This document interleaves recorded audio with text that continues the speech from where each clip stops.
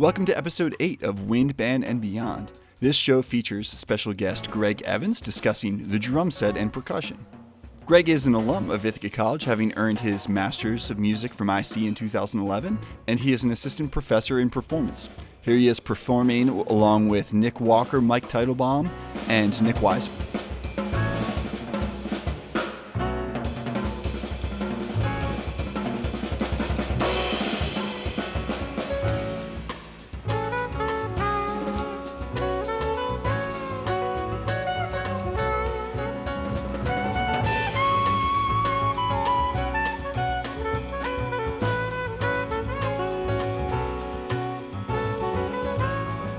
In addition to these amazing musicians, Greg has performed with Jonathan Batiste, Terence Blanchard, Anat Cohen, Chick Corea, Joey DeFrancesco, Kurt Elling, Robin Eubanks, Branford Marsalis, and many other legendary jazz artists.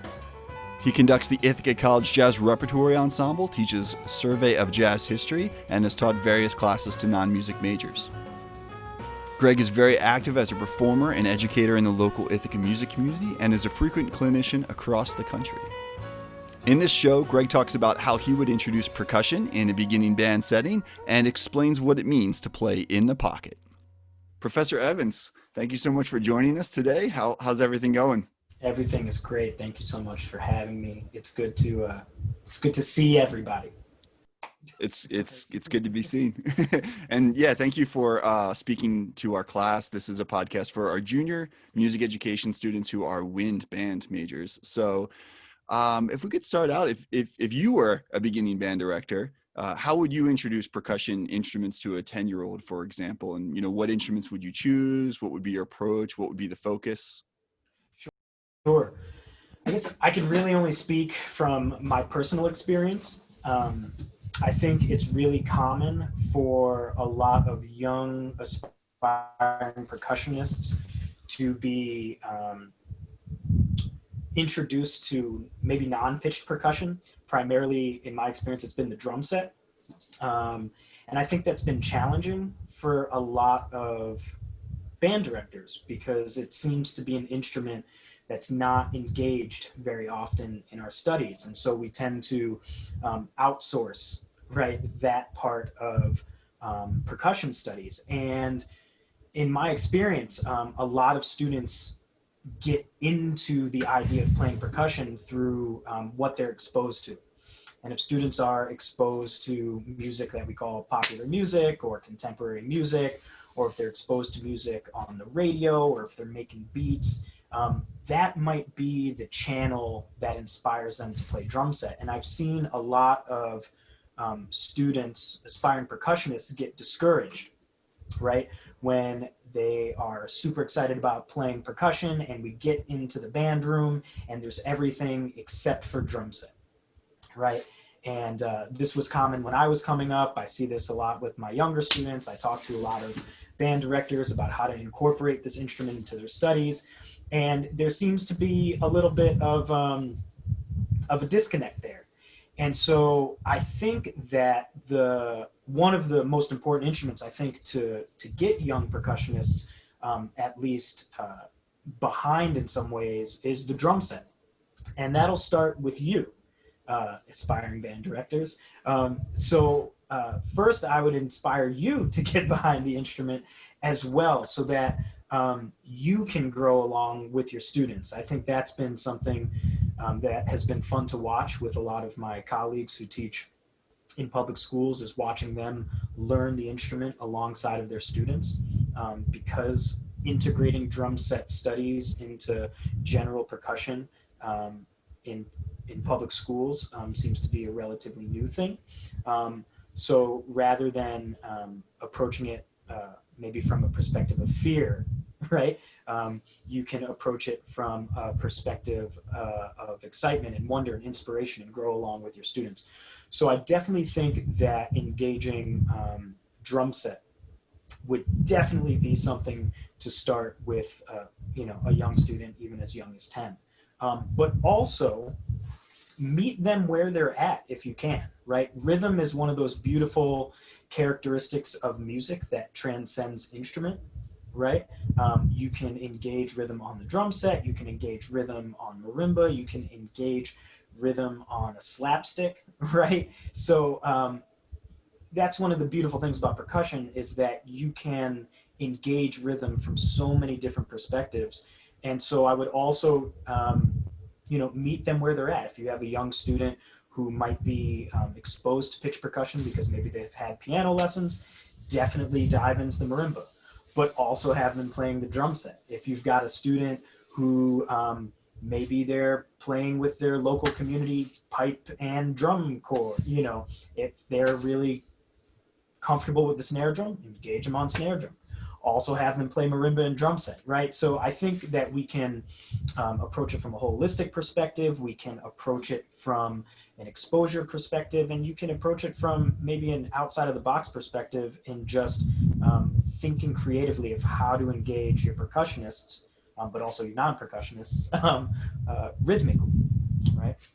I love how you bring up the point about how the drum set is outsourced from the teacher's perspective. And I feel like in my own schooling experience, and then as a teacher too, it seems that the only students who had the chance to play drum set in the jazz bands or pop ensembles were those who had a private teacher outside of the school. So that immediately, raises issues of access and equity and who gets to play the drum set and who doesn't. And I recognize that there may be many reasons why that's the case, but one of them, like you said, is teachers just feel like they're afraid of the instrument themselves. They don't know how to teach it. So where do you recommend our aspiring band directors learn how to play the drum set? Are there online resources or other recommendations you have for becoming better drum set players ourselves? Totally. I'm going to try and answer that question in as many different perspectives as I can, right? So there's a lot of great method books. Melbay has books, and Alfred has books, and there's literature about engaging different styles and techniques, and so there's lots of literature out there. There's great online resources on all of the company websites, right? Zildjian's website, that's a cymbal company, or stick companies like Vic Firth's website. YouTube, Drumeo, and Sounds Like a Drum. There's so many resources. There's almost, I don't want to say too many. I don't think you could have too many resources, but there's a ton of resources, right? Throw the rock at the internet and you're going to hit something great. Also, you can use yourself as a resource, right? It's fairly new, drum set pedagogy, in the way that we're engaging it now, as far as method books and things of that nature. That's relatively new in maybe the last 30, 40 years in the history of the instrument. Most of the innovators and pedagogues and practitioners of this instrument, we learned a lot of this from the records, right? And experimentation. And find your favorite record and get behind your drum set and play along with the record, and embrace how much your sound might not align with what you're hearing, and spend time in that space and work through that until you start to sound like what you're hearing. That is an essential part of this process. And that's one of the things that I think is really important. If you can contextualize for yourself and for your students what you're reading in some of these books, right? Even some of the most brilliant pieces of drum set literature might not be able to convey musical characteristics like phrasing or articulation. And you can get that from listening to a record in that particular style to help contextualize what you're reading on the page. So that's definitely an aspect that we need to engage when engaging the drum set, is the listening portion. We've all, or I'm going to assume we've all been in situations where it's like, yeah, that person can play, and then you hear somebody else and you're like, oh yeah, they can't play, and we can't really put our finger on it. There's just something that isn't working, and that's where the listening can really come into into play and really developing a sound that is reminiscent of what we're hearing on the radio or on records or on Spotify. I realize I'm saying records a lot. I don't know if any of you listen to records, but there's no other way to listen. Yeah. Oh, that's great advice. A lot of great resources there and ideas for improving our own drum set playing. What about playing in the pocket? This is something I've heard you talk about, playing in the pocket. Yeah. So how do you teach your own students to do that, and what does that even mean to play in the pocket? Right. So I love having conversations about trying to quantify something that you just can't quantify, right? And playing in the pocket, or describing playing in the pocket, is like asking somebody to describe what love is, right? It's like, you know it when you feel it, and you know it when you don't, but like, what is that X factor that's going on? And that's what essentially playing in the pocket is. It's something that exists in the music that it's really hard to quantify. But if we were going to quantify it, right, it's, if we're looking at just one instrument, right, if we're talking about the drum set, for example, playing in the pocket is where all four limbs are in alignment with how they are phrasing, how they are articulating, and how they are moving through each measure of music, right? So for example, if we're in 4/4, but we're phrasing to the one of every bar, 1, 2, 3, 4, 1, 2, 3, 4, 1. Every limb has got to be moving towards that one at the same time. If we're talking about playing in the pocket amongst musicians, right, that would be all musicians having the same understanding and playing in alignment with the same types of phrasing and articulation and rhythm, rhythmic interpretation and feeling, and all moving together at the same time. And playing in the pocket is not even specific to a particular style or genre or dialect of music, right? Chamber ensembles, right? If you think about a string quartet, deep pocket, right? So much connection to what's being played and how things are being played with the absence of words, right? Or if you think about a rhythm section or a good rhythm section, they're often playing in the pocket a New York fill, right? Deep pocket. It is a common understanding and experience of what is happening in any given moment musically. And yeah, that term has often has evolved out of the culture of playing like pop music in America, but it's scratching at something bigger, something maybe deeper. Our students are starting to write some arrangements. What are some considerations for arranging and writing music at any level, really, that you feel like as a percussionist and drum set player, people should know about writing for your instrument? Yes, I think having clarity of style marking. For example, at the top of your piece, if you write rock, or if you write swing, or if you write Latin, to me, those don't mean anything. They're super vague and encompass a whole bunch of profound dialects of music. So I think if you can do some exploration into making your style markings as clear as possible. Also, I have found it very helpful to beam the hands separately from the feet, so that visually there's a representation of how the body is laid out. So, hands beamed up, feet beamed down. Don't shy away from writing in cut time.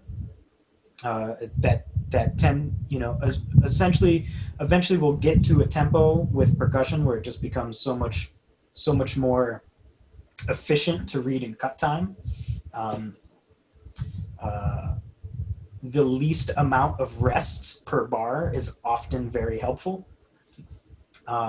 Assuming that the person reading it counts, right? I also think please use accents to help the player manifest the phrasing of a particular piece. The best thing that I can recommend is that if somebody sight reads whatever it is that you're writing, you shouldn't have to tell them how to play it, right? They should be able, it should sound exactly like you're hearing it, based upon what they're reading and a common interpretation, which will often get that from that style marking, right? Yeah. Awesome. Yeah, that's really helpful. Oh, thank you. Yeah, because I similarly, we talked in the beginning about teachers not being familiar with how to teach percussion as much as winds. If we are primarily wind players, I think writing for percussion instruments can be equally challenging. So we appreciate that advice and all the advice you've given us here today. Thank you so much. Any final words of advice for our aspiring band directors, or anything you'd like to say to the junior music education students of Ithaca College? For sure. I think that this is a really interesting time. And if you are inspired to learn more about percussion and playing percussion and listening to percussion with a critical ear, or writing for percussion, everybody's home right now. And everybody's looking for reasons to be inspired. And young musicians are often an extremely profound source of inspiration. So email people and reach out to them, or your colleagues in your class. Take a lesson, ask questions,